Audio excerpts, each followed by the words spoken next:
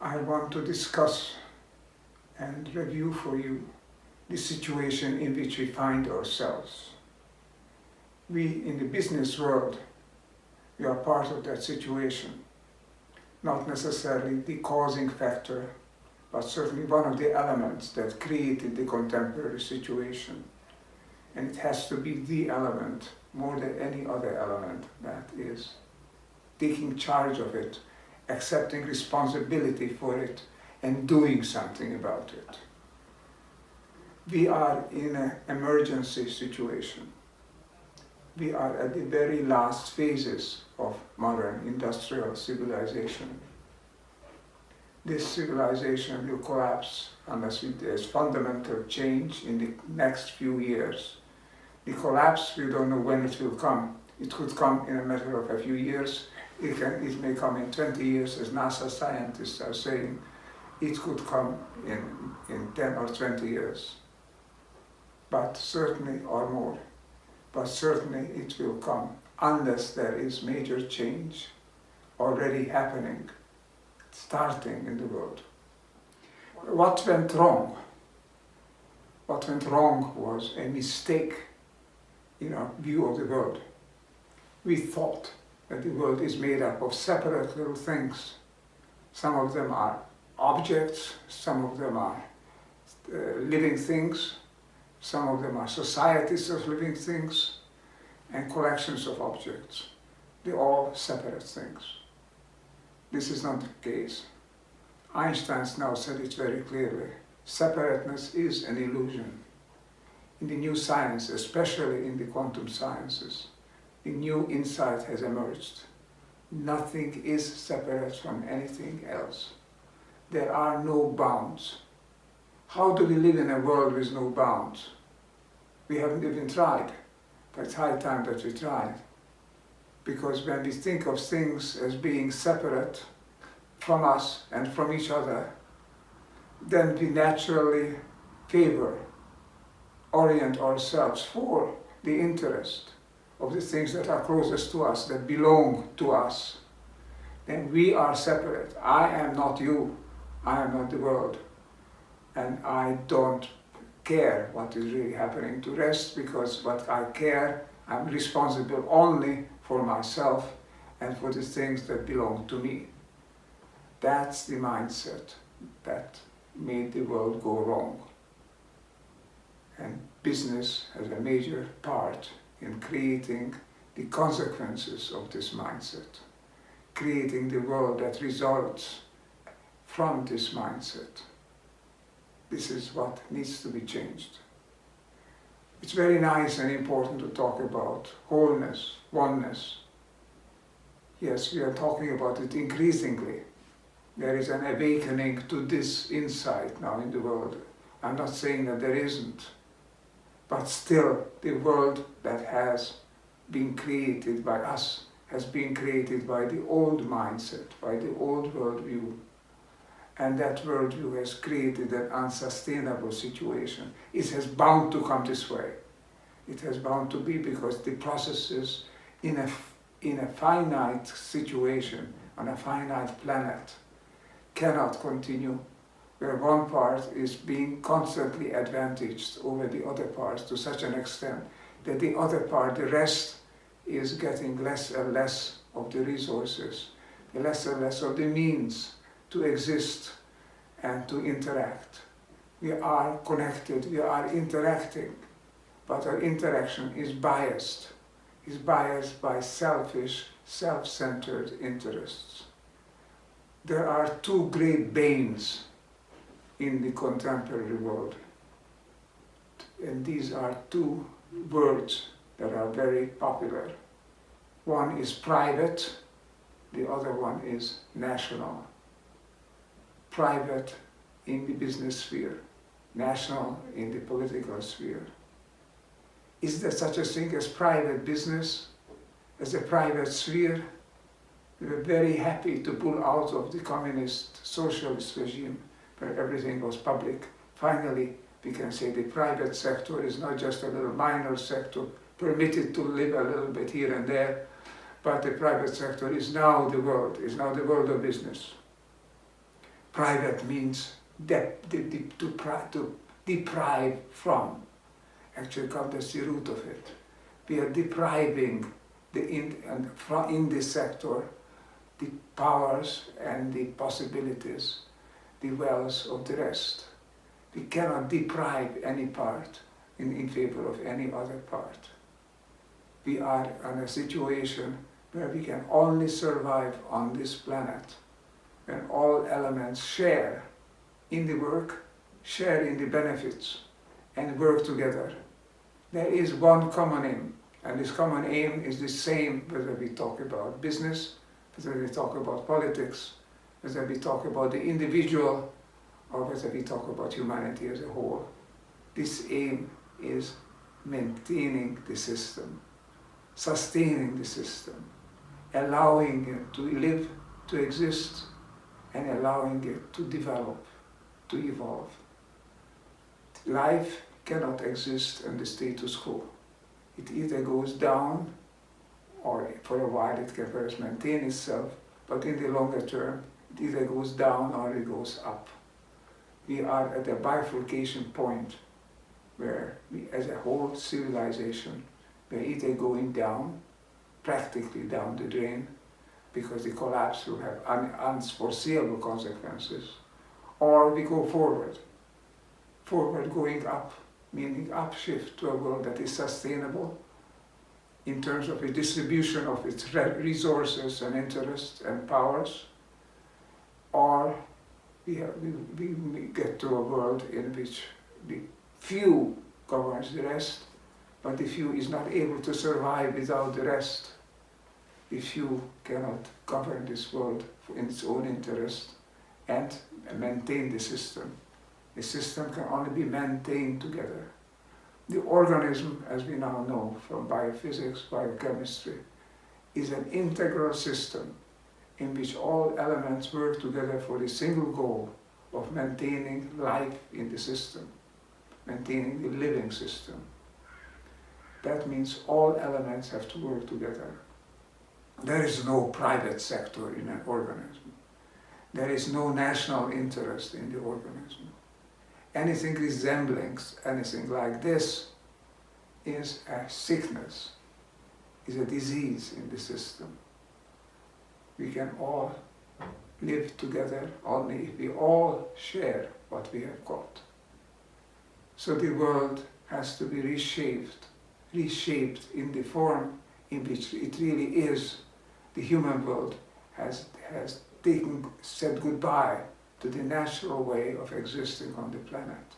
The human world is governed by private interests and by national interests, as though this would be possible without destroying the whole system. It's not possible.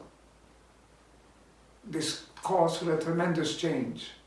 Can we assume that business in the world today is not private business? Right away say, heaven's sake, we're going back to communism now. No, communism had the right idea, but the wrong execution. Communism thought that, sure, everything has to be public, but it entrusted the public to national interests, to national authorities, who corrupted it, and who only used that power they had over business to further their own national short-term interests.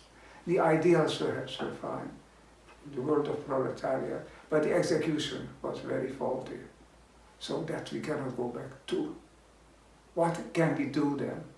There is no authority in the world that would say, now we act together, now join the rest, and don't just look at your own short-term benefits, look at what's good for the whole. There is no authority that can make us, or make any business, or make any nation act in this way. What can do it? Not the outside. This change cannot come from beyond, from above. It can only come from down, from the grassroots. It can only come from inside. We are all humans, and as humans, we are connected with the rest, and we feel this connection, although we often disregard this. We distrust and disregard our oneness with the world, and therefore we act as if that oneness wouldn't really exist. But it does exist.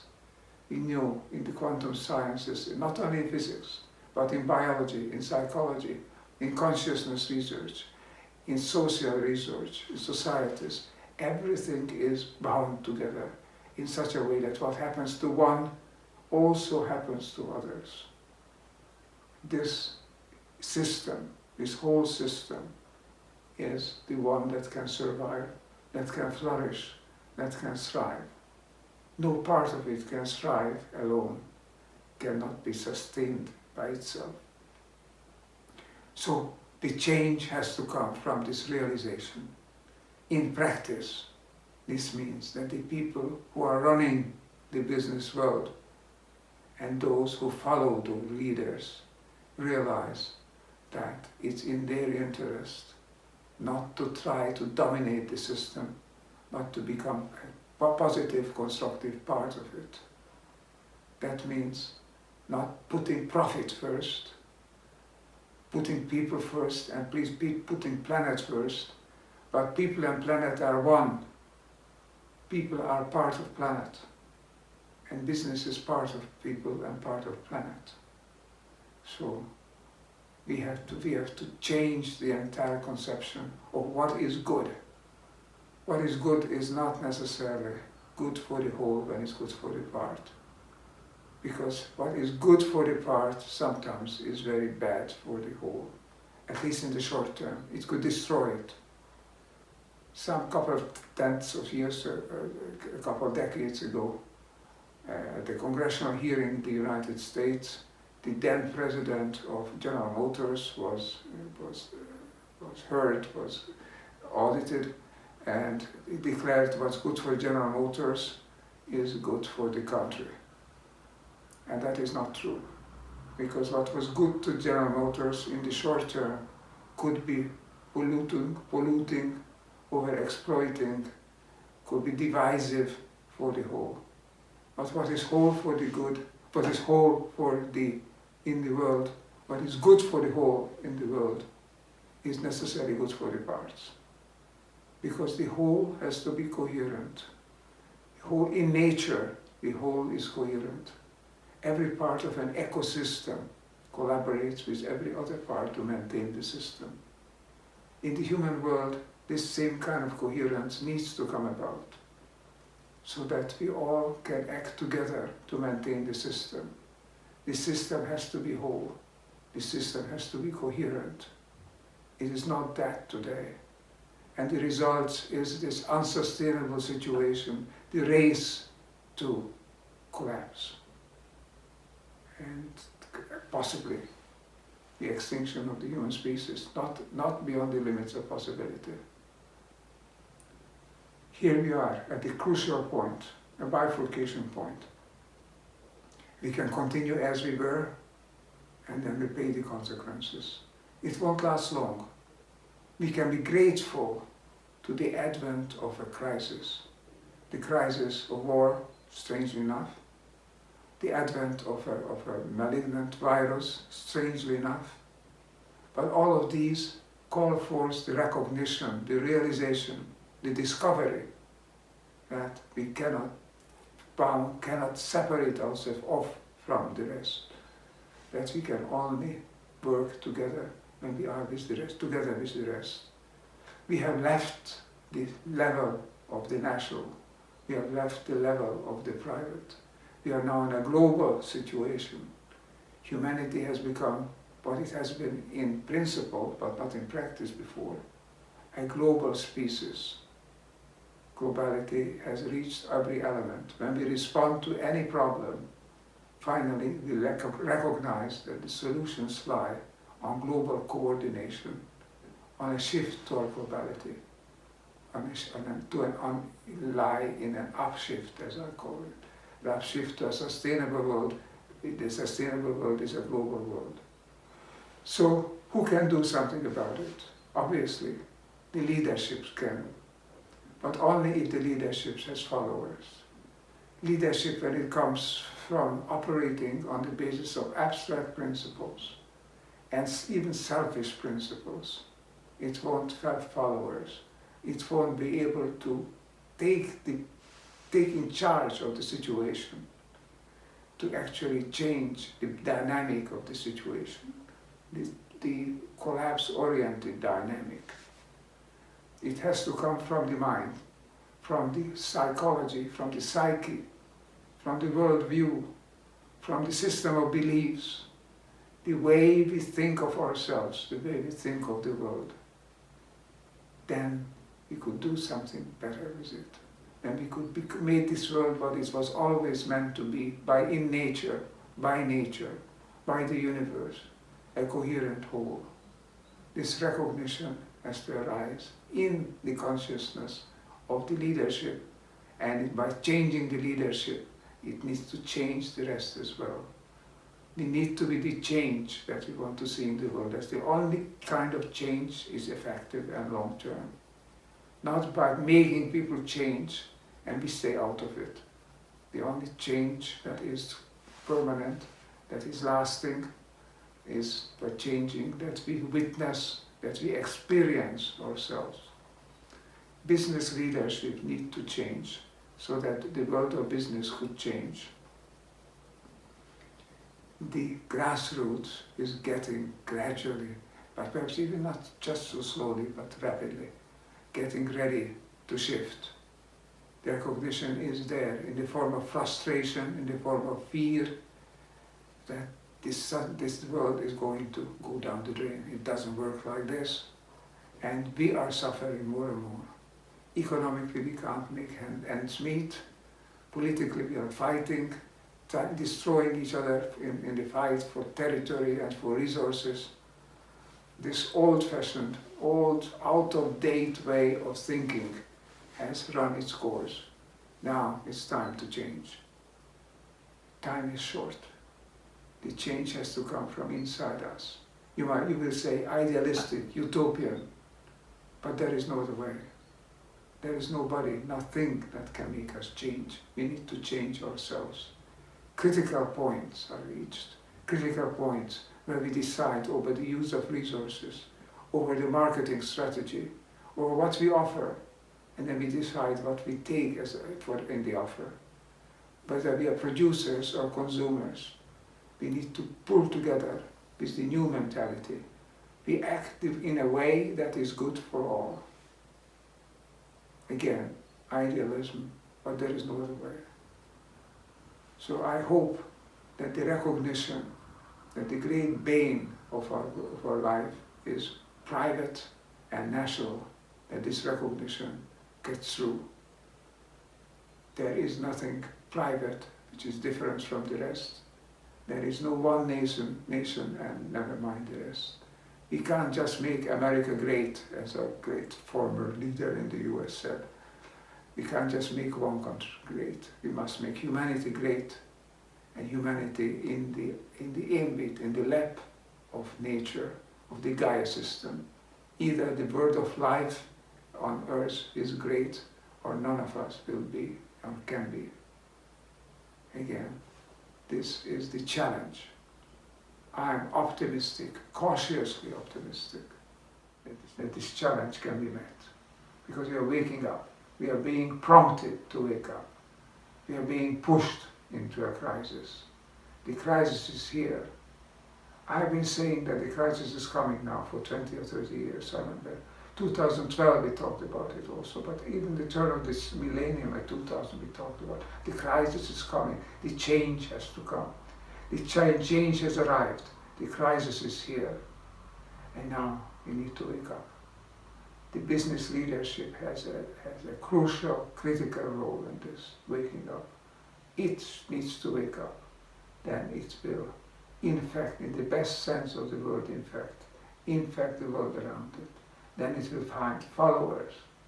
Then it will find people who don't just lead and follow, but act together, be together, be the champions of a new world, a world that can flourish on earth. It can flourish, because humanity is a viable species. Temporarily, we have created the wrong mindset, a narrow mindset, a selfish, private mindset, a national mindset. This has played itself out. Now we need to look to the global level, not where we diminish our individuality, but where we insert our individuality in the global context. It enhances our individuality, then recognize who we are, an essential part of an evolving system, evolving toward higher and higher levels of coherence, moving now from the local and national level, from the small business to the big business, to the global business level. We are moving to the global element in everything that we do. So let's make the best of it. It's a great thing to live in a global community and act like we are a constructive member of that community, not a cancer in it who just only looks for its own interest, but an element that works in the interest of all. That is the challenge before us, and I'm cautiously optimistic that we'll meet this challenge. We are awakening, we have a mind, we have a consciousness. It's time to change, to realize that we must change if we want to live on this planet.